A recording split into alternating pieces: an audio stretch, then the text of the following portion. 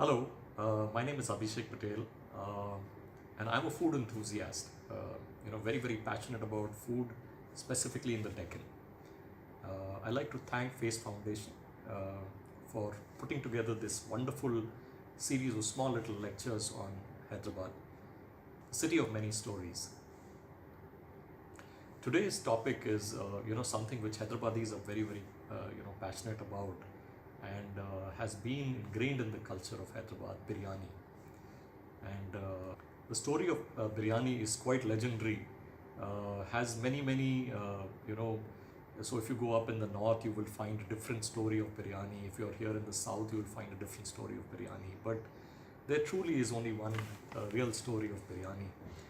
And I'm just about to tell you that entire lovely journey, how biryani came to India and became so much more of an Indian food than its origins, actually. Biryani comes about, is an amalgamation of two words, uh, biryan and brinj. So biryan is nothing but fried meat or braised meat, and brinj is nothing but rice in Persian.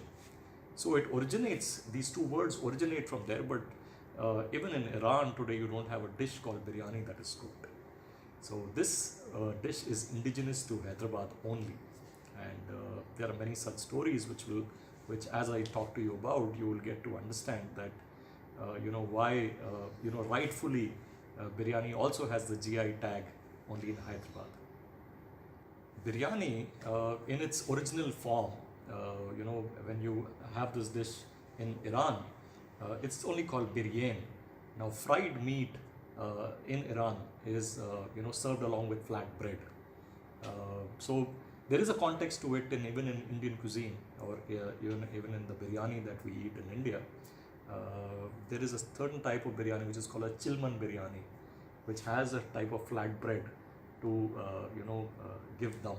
Biryani, when it eventually came to India, this is a form of a Lashkari food. Now, while the armies were coming, there is an origination of biryani, and it actually came through to India through the armies invading, the northern armies invading into the country, and it follows a pattern, of different conquests that happened both at central Delhi, and then when the eventual invasion of the Deccan by Alauddin Khilji and his armies, and then establishment of the Qutub Shahis out here, the Bahmani dynasties, and all of that. But more importantly, if you look at it, the evolution of this particular dish happened only specifically in the Deccan, not anywhere else in the country. So biryani comes about only, it's a dish that was made in the Deccan, and there are different strains of biryani, but they're actually pulaus. So the history of biryani goes a little older, even before the conquest of India by the Arabs or the Persians or the Mughals. This goes back into the Arab trade in the Indian Ocean that was happening at that point of time, and the Arab traders were specifically in places like the Malabar coast as well as the Coromandel coast, and in Cochin and in Machilipatnam, and south of Machilipatnam as well. Now these traders, they formed communities, interesting communities through marriages out here, and one of those communities is called the Mapilas in Kerala, and there is a wonderful biryani, very flavorful, heavy in cardamom, that is cooked there till late, and that's called the Mapila biryani. So these communities, this goes back even older than Islam, if you look at it in literal sense. Because when Islam was expanding across, like there was a strain which went northern, so they went to Turkmenistan, Azerbaijan, Uzbekistan, what are today known as that region. And from there, what comes are the Mongols. And when the Mongol invasion happened in India, and the Mughals came inside, you had a different, what we call as today a northern biryani, but it's literally a pulao. So it follows a very fantastic route, and as you travel along the Silk Road, you will find these wonderful words. They are called as pilu, pillow, and pilaf. And these words in different countries eventually land up in India to form what is known as the pulao in the northern part of India, including Kashmir as well, where they cook biryani, but it's actually a yakni actually, which is nothing but meat cooked along with its stock, and then finally, rice over it. But the Dakkani biryani, which is called as the Kachi biryani in Hyderabad, is very, very different. The Kachi biryani is where the meat and the rice are cooked almost at a raw stage. So this evolved exclusively in the Deccan. And what happened here was, the Mapilla. So you have, now I'm talking about 3 strains of biryani already. So you have the Mapilla biryani, which came in from the south, which is at the through the Cochin, Cochin and the Coromandel belt, and then you have the the Cochin and the Malabar belt, and then you have the the pilaf or the pulao, which comes in from the northern belt, and then you had the influence of the Qutub Shahis, which were actually Persians, who came in and established their empire here in the Deccan. This biryani originated out here exclusively.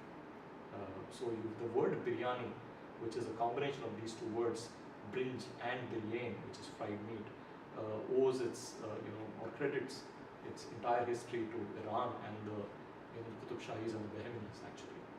So this is largely a Lashkari food, very, very easy and quick to make.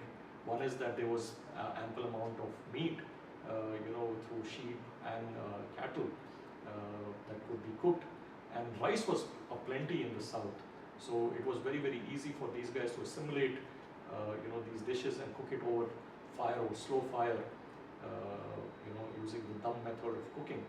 And that's how actually biryani became a very, very indigenous product, cooked here by the armies or the invading armies, and a very Lashkari food. And that's how the entire biryani formed here in the Deccan. Now, of course, the Qutub Shahis influenced the cuisine of the Deccan in significant ways. They brought about various dishes from Iran, largely because of their patronage towards the Shah of Iran at that point of time. And these dishes were exclusively cooked here in Hyderabad. That could be the kubuli, which is another interesting form of a biryani, or a rice dish actually, which is cooked along with chana dal or kubuli, cooked along with chana dal and chickpeas, or chana dal or chickpeas, so that you have a different type of this thing. But largely, the biryani is very, very focused here on the Deccan. So there are some lovely, interesting stories. Sarwar ul Mulk, who was the tutor to the Nizam of Hyderabad, mentioned in his autobiography and his biography, My Life, you will find a mention that of this fantastic dish called biryani, which is cooked here in the Deccan. And he mentions it, and if you know about Sarwar ul Mulk, he came from aristocracy in Delhi, and when he came and settled down here during the Asif Jahi period, he found out that this particular dish was cooked here in the Deccan, and none like anything that he had ever eaten before, and there wasn't some of the key ingredients that are used in biryani to make biryani today. You will is just lamb meat, there is yogurt, there is chili powder, and spices primarily, and then there is rice predominantly. So these are the key ingredients that are used to cook a biryani, but this never used to be the same. Biryani was earlier cooked only using black pepper, even during the Qutub Shahi period, and largely these dishes were highly aromatic because of using black pepper. But slowly, as chilies came into India, and this is something that is again uncommon history, but chilies started coming into India after the invasion of the Portuguese, or the establishment of Portuguese as a state, when they established Goa, and they started cultivating chilies here in the Deccan, and it started with the Gowai mirchi, and eventually, even in Andhra belt, in the Krishna district, both chili and tobacco, both of these ingredients were brought in by the Portuguese, from South America actually. And 1529 is when Portuguese established their power in the Deccan or in the south of India, and they started trading and building this as a land spice route as part of in the Deccan belt. And slowly chili started getting introduced in the Hyderabadi cuisine, or the Dakkani cuisine, what earlier used to be known as. And it slowly replaced pepper or black pepper and became the more common ingredient to be made in forms of biryani. So chilies got introduced much later, post 1500s, into the Hyderabadi or the Dakkani cuisine, and that's how actually chilies formed its entry into the biryani.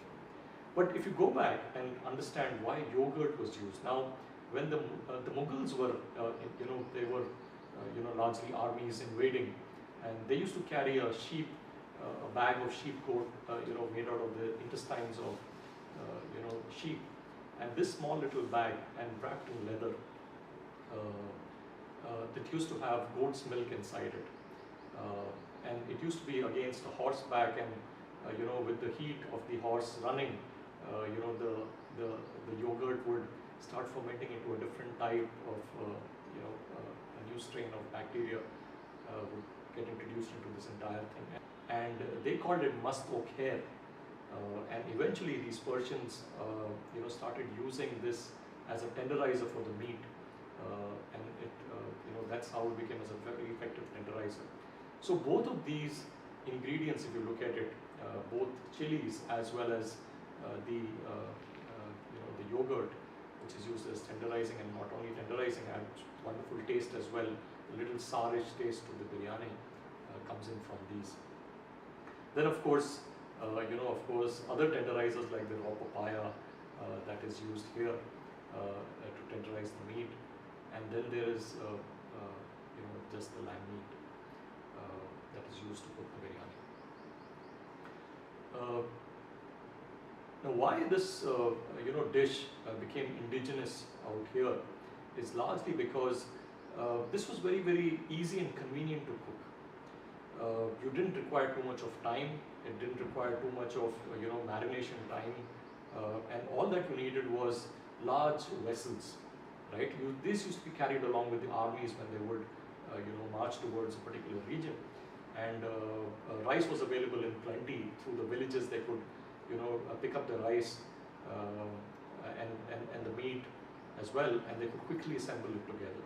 So that's why this particular dish is actually a Lashkari food, very good. The spices and the meat give a lot of energy to the soldiers, including the carbohydrates that come from the rice. So all of this put together, the proteins, the fats, and the carbohydrates come together in this particular dish and actually make it a very effective and a dish to provide you a lot of energy, especially to the soldiers. And not only that, with smaller quantities, it can be very filling at the same time. Yeah. So these are some of the reasons why this dish became very popular, and eventually actually started becoming more of a celebration dish. But its origins lie in the Lashkari food, which were primarily food of simplicity for the armies of the Deccan. So this is how the biryani originates, or owes its origin here. Now, of course, there are many strains of biryani that are cooked here. You have you have the Mapilla biryani, which is of course in Kerala, and then you have Nellore biryani, which is used on the eastern side of the coast. Very different kind of biryani, very flavorful, very spicy at the same time. And then you have the more balanced, which I would call as the true biryani of the Hyderabad and the Deccan, which is extremely aromatic, very flavorful, and gives you a variety of spices that are cooked, that are local homegrown spices out here, including cardamom, clove, javitri, and all of that. The biryani which is cooked in the north is very different from the one which is cooked in the south. Now, The Lucknowi biryani, which people call it today, very popularly, or the Delhi biryani, is a very, very highly aromatic dish. Now, this is cooked along with rose water, kevda, a lot of saffron that is there in it, and makes this highly, it's a very, very aromatic dish actually. But the biryani which is cooked here in Hyderabad is less of, I mean, there is in fact no rose water in kevda which is used at all in the Hyderabadi biryani, but it is just the flavor of spices and meats and the pudina and dhania, which actually provides the flavor to the biryani. So it's much more robust, rustic at the same time, simple, and very flavorful. So this biryani is very, very different from the biryani that we have, in the north. But one thing which is very different, which is primarily the difference between these two, is the style of preparation. Though both are made on dum, or use in a form of a cooking called dampot, which is cooked on steam, but the Hyderabadi biryani is cooked raw. That means the meat and the rice at the starting point are completely raw. Whereas the biryani which is cooked in the north, which is both in Kashmir, Delhi and Lucknow, is a pakki biryani, which one would call, or a yakni biryani, where the meat and the stock are cooked and prepared separately, and then the rice is cooked separately and added on top of the already cooked meat, and then given dum, just finished off actually. So that biryani is very, very different from the biryani that is cooked here in the Deccan. So that's really, so there are many wonderful, strains of biryani, or what, each region of the country, biryani started becoming so popular over a period of time, that there was different strains of biryani which actually evolved, independently in these locations. Some of them, of course, were, built out of, local traditions, custom spices, cooking methods, techniques that were there, which were common not only to those areas, but also, they were cooked largely in terms of, simplification of the food, easy to cook, and ingredients commonly available in those regions. Now we spoke about the Maipilla biryani, and so that is traditionally only a Malabari, on the Malabar coast. But when we talk about the Kashmiri yakni pulao, that's a very, very different technique which uses heavy saffron. So it's a very extremely aromatic pulao, or a yakni. So it's a combination of a yakni and a pulao cooked in stock. So that biryani is very, very different. Then comes the Awadhi, or originated much older, but popularized by Asaf-ud-Dawla, and what became as the cuisine called dampot, which is another different type of biryani, cooked along with saffron, a lot of kevda and rose water. So it's extremely aromatic but perfumed biryani.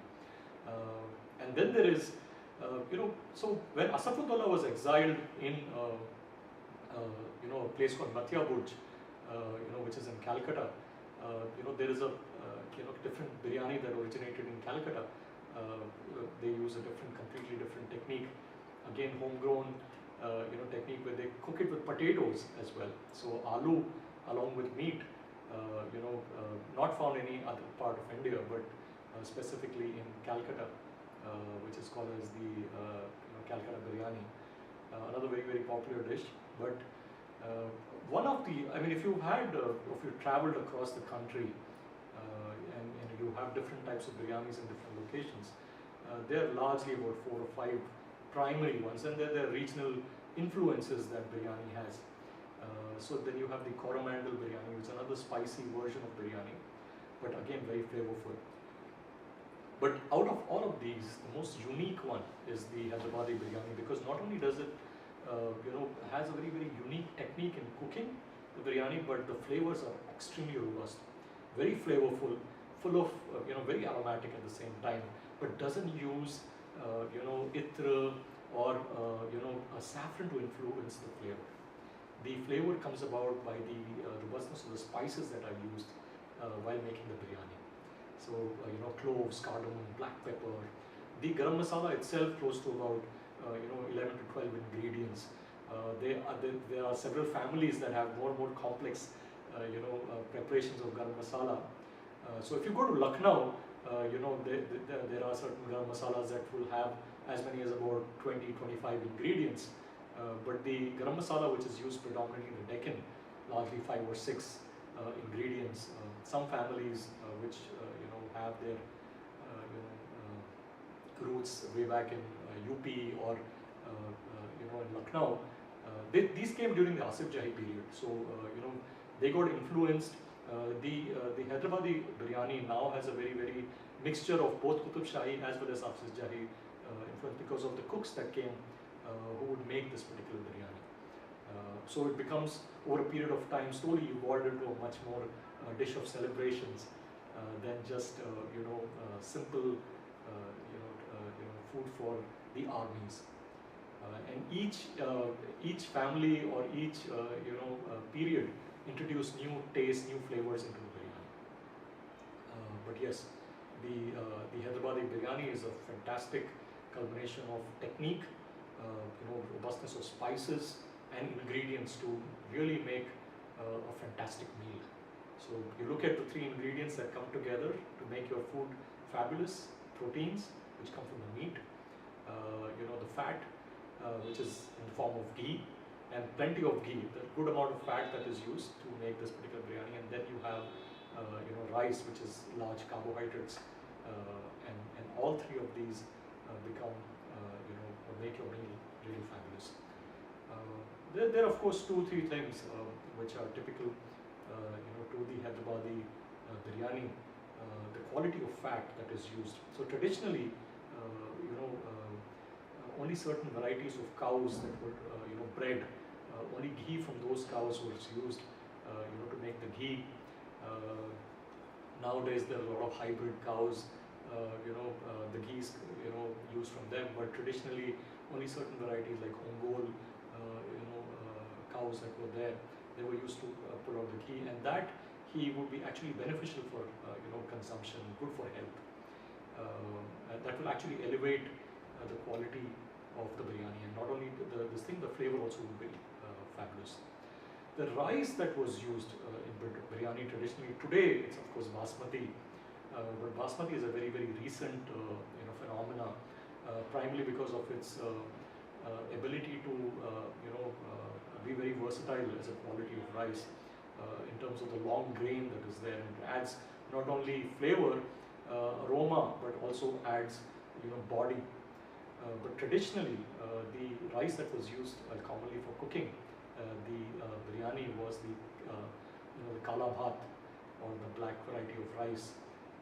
It has a little bit of saltish flavor to it. That's how the name originates also from kala bhat. So it was used, and this is a broken wheat variety, and not a long grain at all. It's a very short grain that was used traditionally to make biryani. This was the common variety of rice cultivated here, but now of course for commercial purposes, largely because it fetches a better price, the basmati is used. But traditionally, the basmati was never used to make a biryani.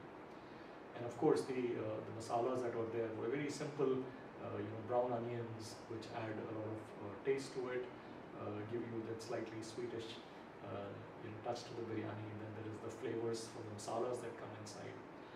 Then of course, top it off with saffron, right?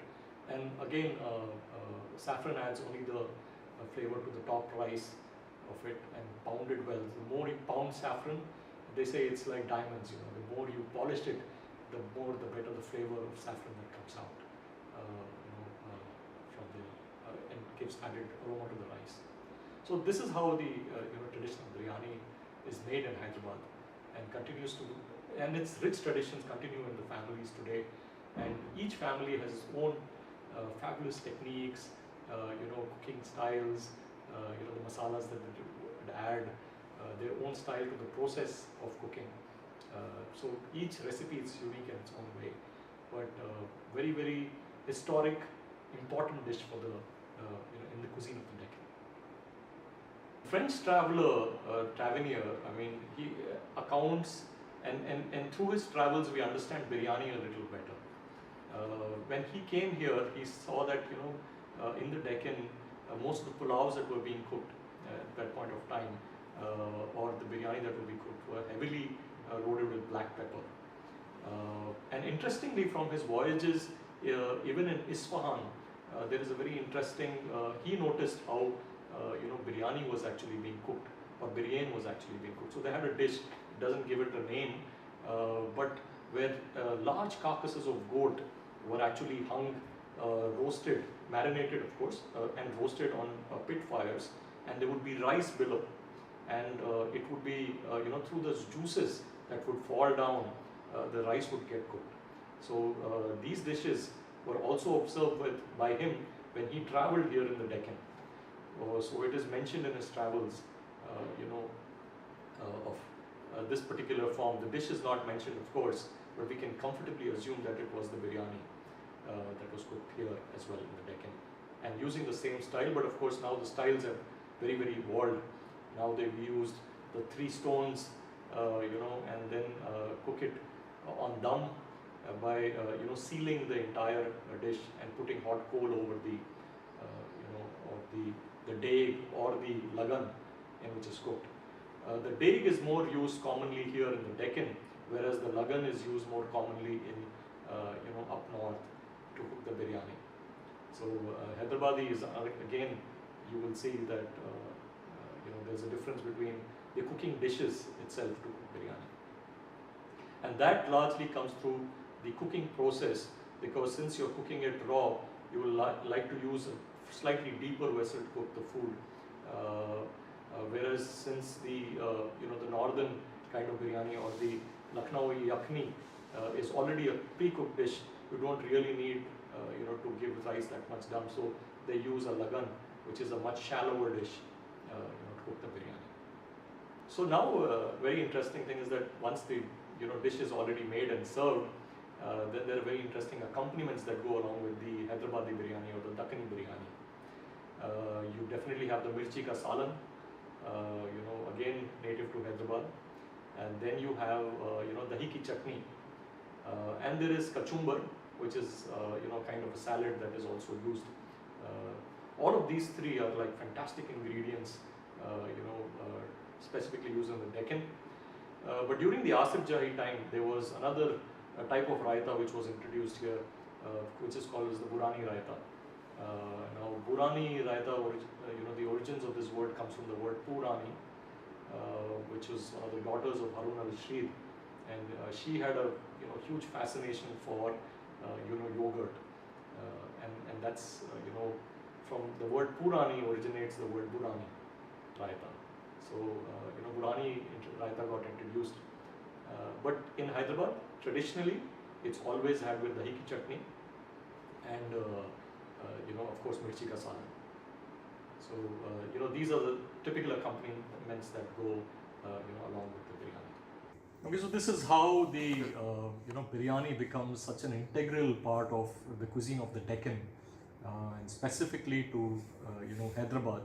Of course, Hyderabad earlier was a complete state, not just a city, but Hyderabad Deccan was the erstwhile Nizam state, and this became a very, very important dish, and it's cooked till today. I mean, of course, popularized by families. The market, the Paradise and the other restaurants that popularized it across the country was very different. But traditionally, it has a very, very deep fabric in the lifestyle, culture, traditions of families, basically in Hyderabad, and that's why this particular dish is very, very native to this part of India, and that's how the entire story of biryani comes about, and that's why it's so special, to Hyderabad.